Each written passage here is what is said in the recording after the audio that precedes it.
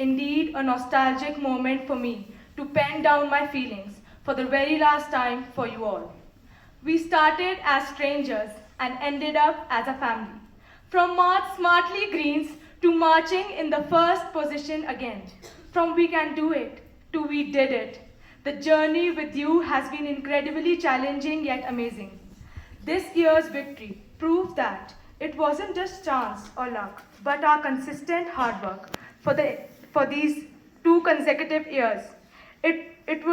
I would like to appreciate our athletes and our tug of war team for giving their 100%. I express my sincere gratitude to Reverend Sister Manjusha for placing her trust in me and recognizing my potential. A special vote of thanks to our moderators, Ms. A. Joshi and Ms. S. Singh, for always lifting me up.